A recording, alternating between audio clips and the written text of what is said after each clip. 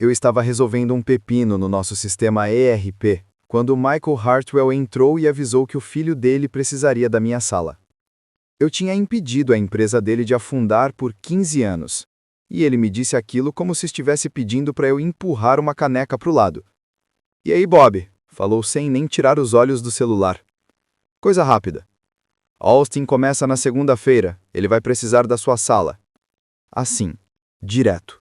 Sem conversa, sem aviso prévio, absolutamente nada. Austin é o filho dele, 25 anos, recém-formado em MBA e convencido de que entende tudo sobre gestão porque tem 50 mil seguidores no LinkedIn. Ah, e meu nome é Bob Mackenzie. Tenho 47 anos e trabalho com sistemas na Hartwell Industrial Solutions desde que deixei o exército. Na época, eu era especialista em logística em Fort Campbell, cuidando da cadeia de suprimentos de batalhões inteiros.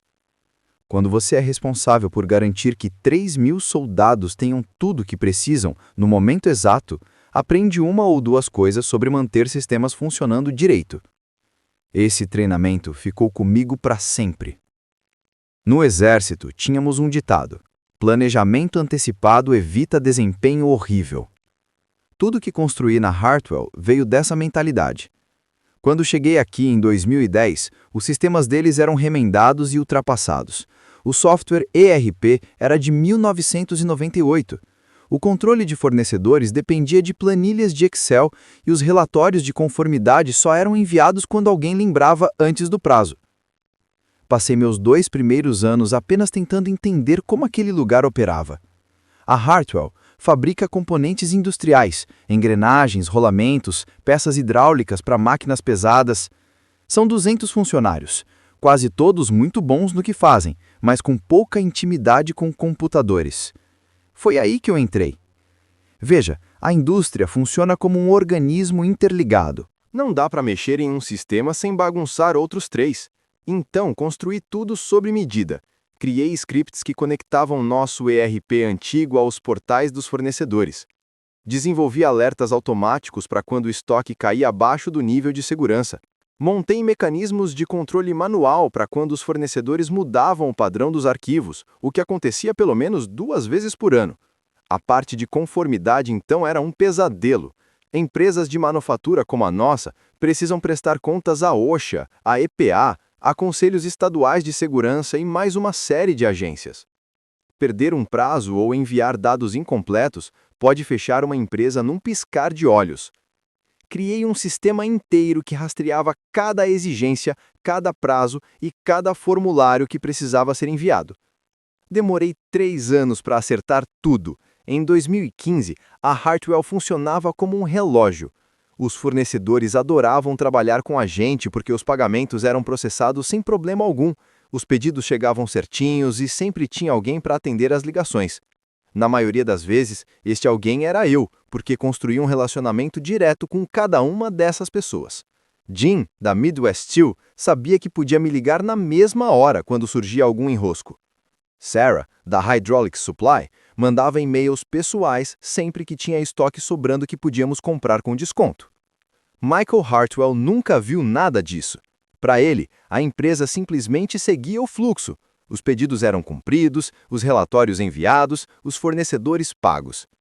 Ele achava que tudo era totalmente automatizado, que sistemas modernos resolviam tudo sozinhos. O que ele não entendia é que, por trás de cada processo automático, havia cerca de 100 horas de programação personalizada e outras 50 horas de manutenção manual. Como o nosso sistema de pagamento a fornecedores. No papel parecia simples. O pedido chega, o material é recebido, a fatura é processada e o pagamento é feito. Na prática, nosso sistema não conversava com metade dos sistemas dos fornecedores. Os formatos das faturas mudavam o tempo todo, ou as confirmações de entrega vinham por e-mail, fax, telefone e às vezes até em bilhetes escritos pelos caminhoneiros. Eu precisava revisar manualmente cada transação para garantir que os valores batiam. Só o fornecedor de aço tinha 3 modelos de fatura, um para material padrão, outro para peça sob encomenda e outro para entrega urgente. O sistema deles gerava números de pedidos que não combinavam com os nossos. Então, criei uma tabela de referência para alinhar tudo. Quando eles trocaram o software de contabilidade em 2018, passei 2 semanas reconstruindo toda a integração. Austin não tinha noção de nada disso. Para ele, eu era apenas um sujeito mais velho num escritório digitando no computador. Provavelmente achou que daria conta de tudo igual, talvez até mais rápido, já que cresceu mexendo em tecnologia. Michael ficou parado no meu escritório como se tivesse acabado de resolver um problema mundial. Finalmente levantou os olhos do celular, parecendo até surpreso por eu não reclamar.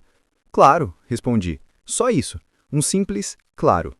Ele assentiu e saiu, achando que tinha resolvido tudo com maestria. Fiquei ali sentado por uns 20 minutos, olhando para o escritório que tinha sido meu centro de operações por mais de uma década. Meu certificado do Exército pendurado ao lado dos 3 prêmios de segurança que nossa divisão ganhou sob a minha supervisão. O quadro branco onde eu acompanhava prazos com fornecedores. O segundo monitor onde deixava todos os painéis de conformidade rodando. Quer saber? Tudo certo. Peguei só 3 coisas. Minha caneca térmica com o logo desbotado da empresa, meu caderno com 15 anos de senhas e contatos de fornecedores e um pendrive com uma cópia dos scripts, automações e ajustes manuais, os mesmos que eu havia armazenado no servidor da empresa. O resto, os monitores, a cadeira ergonômica que Austin provavelmente substituiria por um setup gamer, a planta que milagrosamente sobreviveu à luz fluorescente, deixei tudo ali para ele descobrir sozinho. Antes de sair, mandei um e-mail simples para Pat Coleman, do RH. Transição temporária para trabalho remoto enquanto o escritório se reorganiza, disponível por e-mail se necessário. Depois entrei na minha caminhonete e fui para casa. Não olhei para trás nem por um segundo. Segunda-feira de manhã chegou, e eu, da mesa da cozinha, vi Austin postar sobre seu primeiro dia no escritório. O garoto levou um Ring Might para uma fábrica? Postou no Instagram com uma legenda falando sobre renovar a energia de um setor tradicional. Quase derrubei o café. A verdade é que a diretoria não entendia o que eu realmente fazia ali.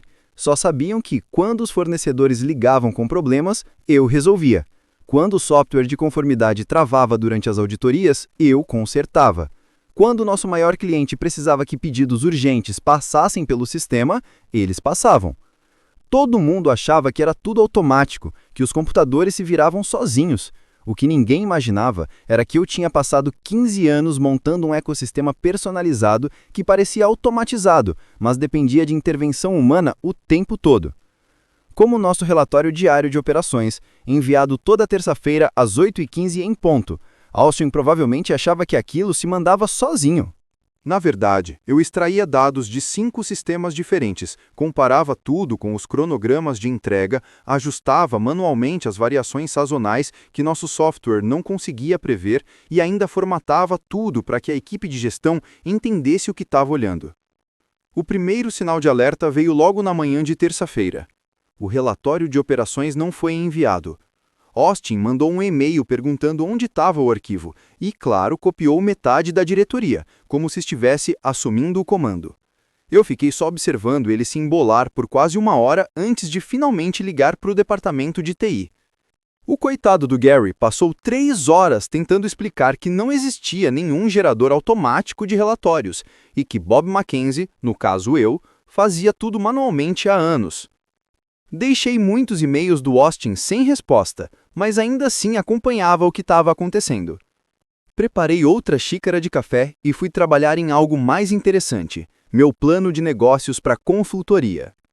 Veja, no Exército, chamávamos isso de conhecimento institucional, aquelas informações que nunca vão para os manuais porque são específicas demais, mudam o tempo todo ou dependem de experiência prática para fazer sentido. Toda a unidade militar tem caras como eu, aqueles que carregam esse conhecimento na cabeça. Perder alguém assim, sem um período de transição, é pedir para a operação desmoronar. E era exatamente isso que estava acontecendo na Hartwell. E eu, comodamente sentado na minha cozinha, assistia tudo de camarote. Na quarta-feira, surgiu o primeiro problema de conformidade. O Conselho Estadual de Segurança enviou um aviso de inspeção de rotina. Algo simples que exige resposta em 48 horas. Normalmente, eu resolvia isso em 20 minutos. Reunia os relatórios certos, conferia os protocolos atualizados e enviava a resposta. Desta vez, Austin passou o dia inteiro tentando descobrir quais formulários preencher e a que protocolos eles se referiam. Na manhã de quinta-feira, ele me ligou. Bob, oi, uma pergunta rápida sobre a questão da conformidade com as normas de segurança. Onde guardamos esses protocolos? Não estou disponível, respondi. Certo, mas é urgente. O inspetor quer os procedimentos de armazenamento de produtos químicos e eu não acho a documentação. Esses documentos estão no banco de dados de conformidade, protegido por senha, atualizado manualmente todo mês. Pausa longa. Qual é a senha? Agora trabalho por contrato, $150 por hora, com compromisso mínimo de 3 meses. Outra pausa, maior ainda. As 500 unidades estavam lá, só tinham sido lançadas com código errado. Resultado? Estoque incorreto, contabilidade equivocada e pagamento aprovado sem revisar. Foi aí que Jim, da Midwest Steel, me ligou diretamente. Bob, o que está acontecendo aí? O garoto parece não saber como funciona o processo de recebimento. Devo falar com outra pessoa? Estou trabalhando como freelancer agora, Jim.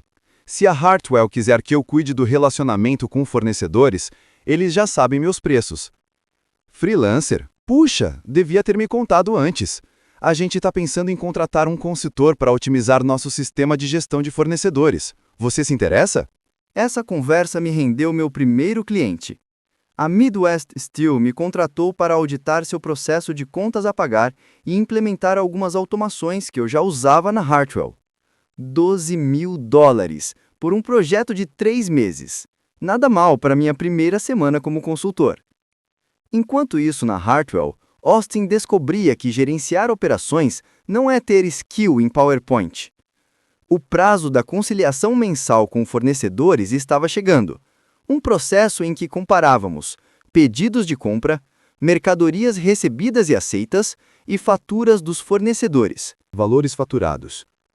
Eu havia automatizado uns 70% disso, mas o restante precisava de revisão manual porque fornecedores mudavam seus formatos, nosso ERP tinha suas manhas e caminhoneiros às vezes anotavam números errados nos comprovantes. Austin tentou rodar meus scripts de automação, mas eles falharam porque ele não sabia fazer as etapas manuais de preparação. Os scripts esperavam dados em um formato específico, mas metade dos fornecedores já tinham mudado o padrão desde a última atualização. Ele passou 2 dias tentando depurar o problema antes de desistir e pagar todas as faturas sem conciliar nada.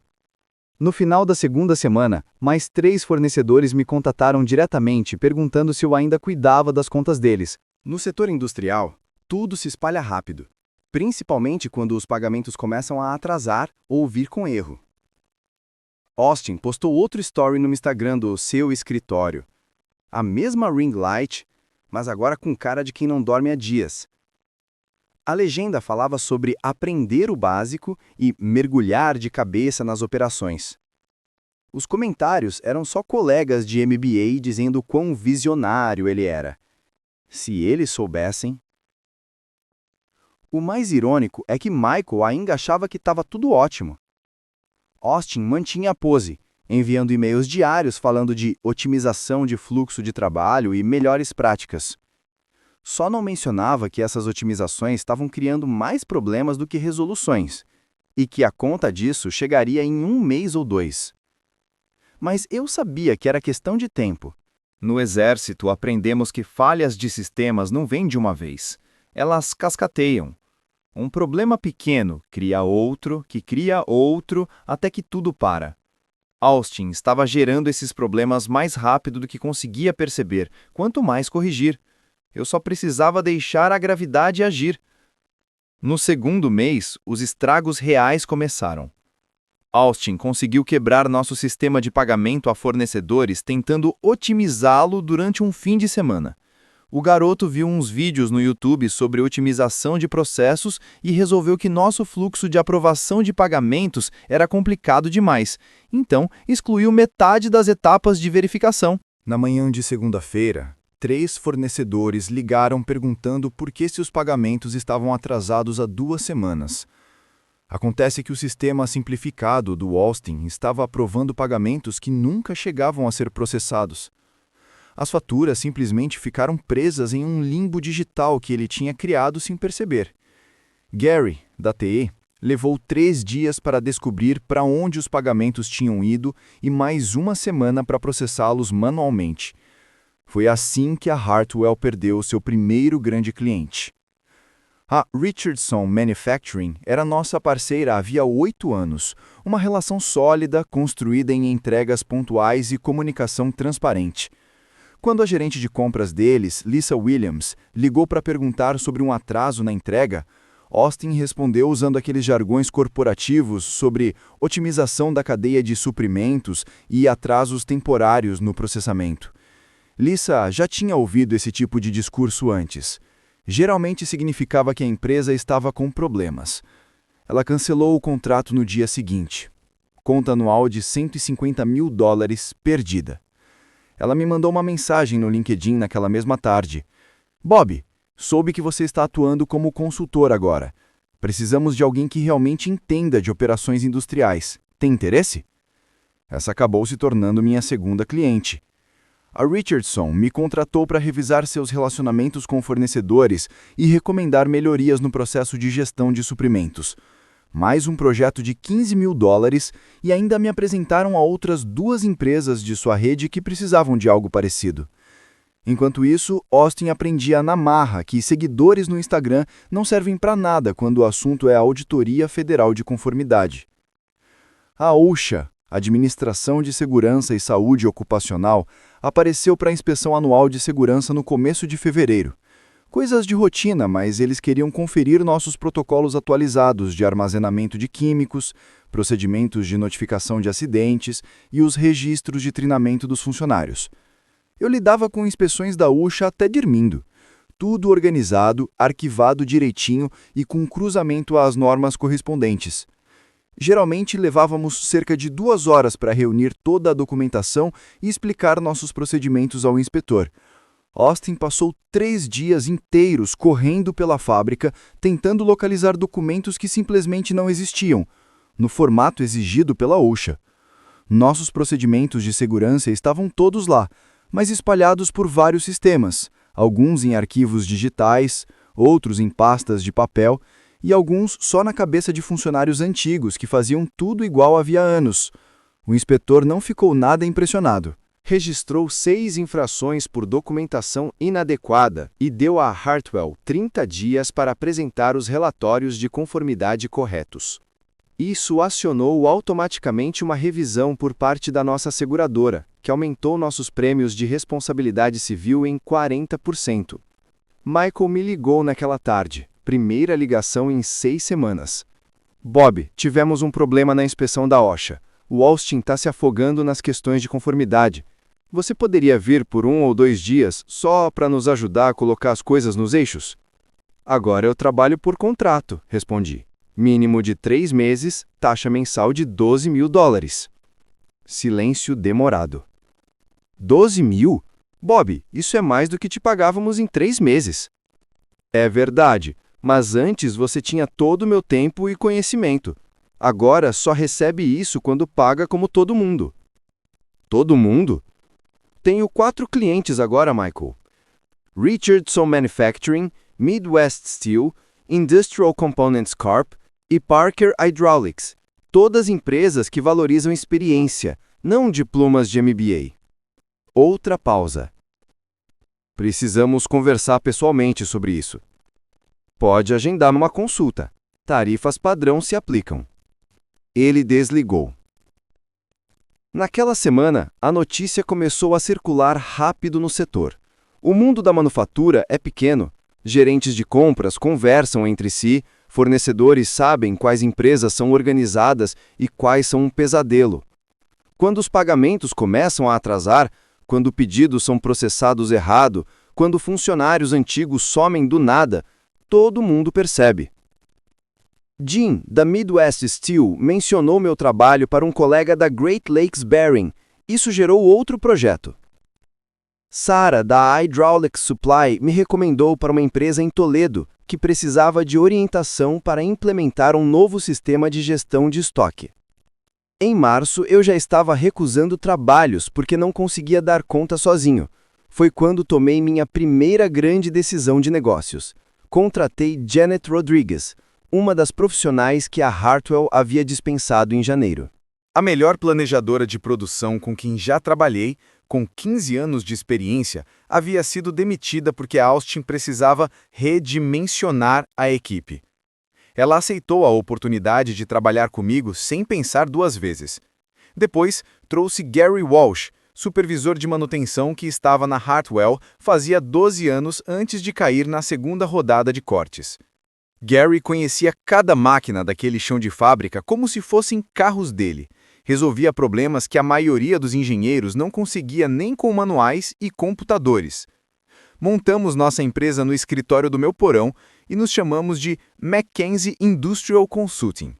Nada sofisticado, mas em 2 semanas já tínhamos 6 projetos em andamento e uma fila de clientes esperando. A ironia não me escapou. A Hartwell estava cortando funcionários experientes para economizar, enquanto me pagava 3 vezes o meu antigo salário para fazer consultoria para os concorrentes deles. Austin tentava tocar as operações com um MBA e um ring light, enquanto eu construía um negócio usando justamente o conhecimento que eles decidiram que não precisavam. Mas a melhor parte foi acompanhar a evolução das redes sociais do Austin. As primeiras postagens eram cheias de confiança e expressões corporativas. Em março, ele já publicava frases motivacionais sobre aprender com os desafios e mentalidade de crescimento. Os comentários dos amigos do MBA começaram a ficar mais vazios, mais genéricos, mais força aí. Dava para sentir que algo estava fora do lugar. No final de março, saíram os resultados trimestrais. A receita da Hartwell tinha caído 18% em relação ao ano anterior. Os custos operacionais aumentaram por causa do acréscimo nos seguros, das taxas de consultoria e das ineficiências criadas pelas otimizações do Austin. Mais 2 clientes importantes mudaram de fornecedor, alegando problemas com confiabilidade de serviço. O preço das ações caiu de $34 para $28. Ainda não era um desastre, mas suficiente para chamar a atenção do conselho. Michael convocou outra reunião com a diretoria. O boato era de que algumas perguntas delicadas estavam sendo feitas sobre as mudanças operacionais. Austin sequer foi convidado. Mas eu estava tão ocupado que nem dei muita atenção. A Mackenzie Industrial Consulting já tinha agenda cheia até junho, com solicitações chegando mais rápido do que conseguíamos responder. A verdade é que havia uma grande demanda por gente que realmente entendesse como operações de manufatura funcionam no mundo real, e não apenas em apresentações bonitas de PowerPoint. Em junho, a Hartwell já estava mergulhada em uma crise completa. Austin conseguiu derrubar o sistema principal de controle de estoque durante uma suposta atualização de rotina, que acabou sendo tudo menos rotineira. 3 dias inteiros de inatividade significaram que eles não conseguiam processar pedidos, acompanhar remessas e nem sequer informar aos clientes o que havia disponível no estoque. A gota d'água veio quando o maior cliente que ainda restava, a Industrial Dynamics, cancelou o contrato depois que um carregamento de componentes hidráulicos chegou com 2 semanas de atraso e faltando metade do pedido. Uma conta anual de $280 mil. Perdida. O diretor de compras me mandou um e-mail no mesmo dia. Bob, precisamos de parceiros confiáveis. Qual é a sua disponibilidade? Foi aí que Michael apareceu na porta da minha casa. Vi seu BMW entrando na minha garagem pela janela da cozinha.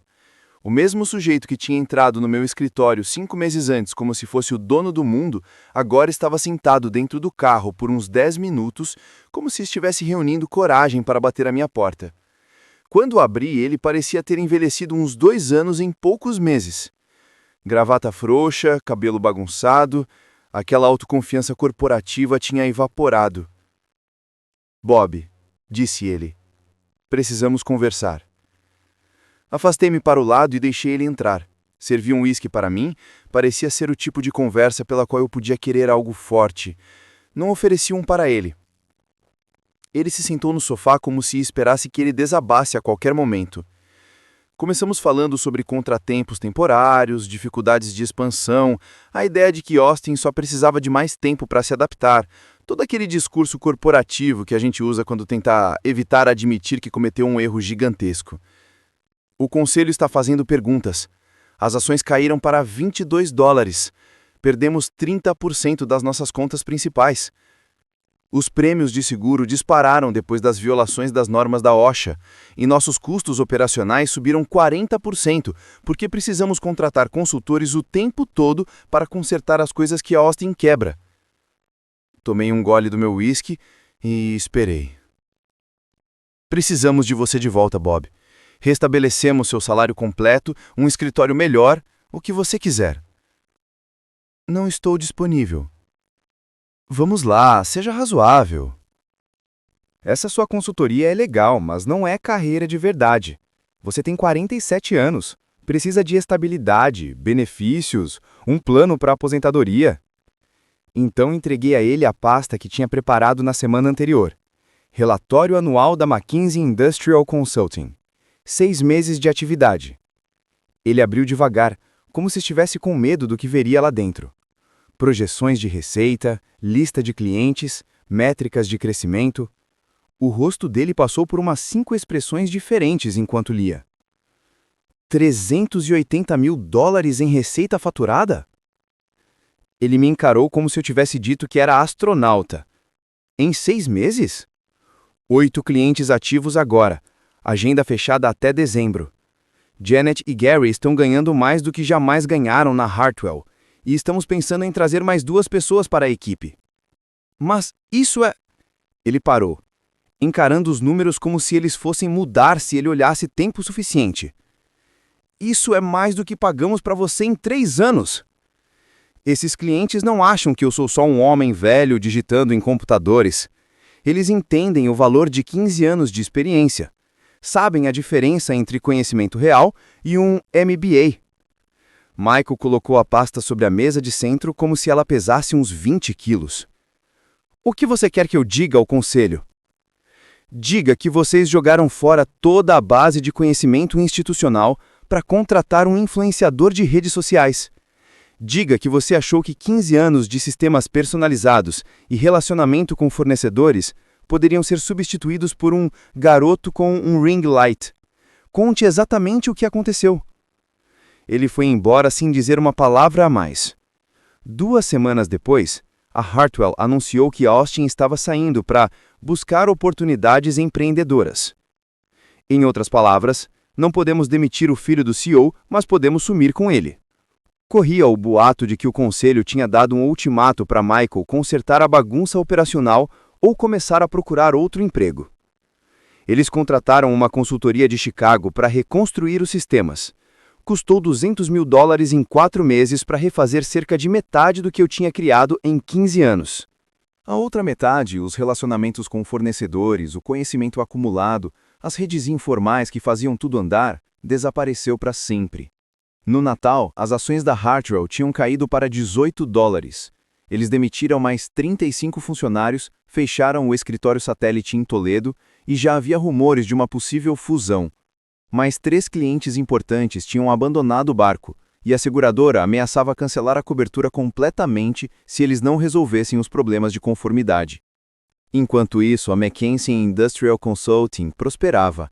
Tínhamos saído do meu porão para um escritório de verdade, contratado mais 2 consultores e estávamos com lista de espera de novos clientes. A Industrial Dynamics se tornou nossa maior conta, com um contrato anual de consultoria operacional contínua de $85 mil. A Richardson Manufacturing nos indicou para 3 empresas da rede deles. A Midwest Steel nos contratou para reformular completamente os sistemas de gestão de fornecedores. A melhor parte, porém, não era o dinheiro, era o respeito. Fornecedores que antes me tratavam como apenas mais um funcionário, agora me chamavam de Sr. Mackenzie. Os clientes pediam minha opinião sobre estratégia, não apenas soluções técnicas. Depois de 15 anos invisível, finalmente fui notado. 6 meses depois recebi uma mensagem no LinkedIn de Austin. Ele trabalhava em uma startup em Austin, fazendo marketing de mídia social para uma empresa de tecnologia. A mensagem era curta. Espero que você esteja bem. Aprendi muito observando você trabalhar. Talvez possamos tomar um café um dia e você poderia me passar algumas dicas sobre gestão de operações. Nunca respondi. Algumas lições a gente aprende da maneira mais dura. Hoje em dia, quando jovens executivos me ligam falando sobre otimizar suas operações, faço sempre a mesma pergunta. Quem tem mantido seus sistemas funcionando todos esses anos? Porque em 9 de cada 10 vezes, eles não fazem ideia. Eles acreditam que tudo é automático, que software moderno resolve tudo sozinho. O que não entendem é que por trás de qualquer operação funcionando direito, existe alguém como eu. Alguém que sabe qual fornecedor acionar quando o sistema dá problema, qual intervenção manual funciona quando a automação falha, quais relacionamentos manter para que o negócio continue rodando quando o resto está caindo aos pedaços. Esse tipo de conhecimento não pode ser substituído por um MBA. Não pode ser automatizado por software e muito menos pode ser entregue ao filho de alguém só porque ele tem o sobrenome certo. Mas, normalmente, eles percebem isso, bem na hora em que o preço das ações começa a desabar e os clientes começam a me procurar. A história de Bob McKenzie nos lembra que experiência prática e conhecimento profundo do funcionamento de sistemas complexos não podem ser substituídos por diplomas ou redes sociais. Por trás de processos aparentemente automáticos, há sempre alguém garantindo que tudo funcione, resolvendo problemas invisíveis que muitos nem imaginam. Subestimar essa inteligência operacional pode gerar caos e prejuízos graves. O caso mostra que conhecimento institucional, paciência e atenção aos detalhes são ativos essenciais, e que a confiança cega em ferramentas modernas ou novos talentos, sem experiência real, pode custar caro. Bob também nos ensina que a valorização do saber prático e da competência verdadeira é recompensadora, mesmo quando outros ignoram sua importância. A grande lição do texto é que a experiência prática e o conhecimento institucional são insubstituíveis. Bob passou anos construindo sistemas, mantendo fornecedores e garantindo conformidade, algo que parecia automático para todos, mas dependia de intervenção humana constante. Quando uma pessoa inexperiente assume sem compreensão do ecossistema, erros se acumulam, prejudicando operações e finanças. Isso ensina que, no mundo corporativo, diplomas e aparências não garantem competência. Valorizar colaboradores que conhecem os processos de ponta a ponta, investir em treinamento e respeitar a experiência real é crucial. Além disso, a história mostra que reconhecer oportunidades, como Bob fez com sua consultoria, transforma crises em vantagens estratégicas e abre portas para crescimento sustentável. Agora me diz, qual ação de Austin você considera mais desastrosa e por quê? Se você fosse Michael, confiaria novamente no filho ou mudaria a estratégia da empresa? Escreve aqui nos comentários, eu quero muito saber. E não esquece, deixa também o seu comentário com uma classificação de 1 a 10 para mostrar o quanto você gostou, porque assim eu consigo trazer mais vídeos que sejam interessantes para você. Curta o vídeo e se inscreva no canal para mais histórias que mostram como a experiência de verdade faz toda a diferença.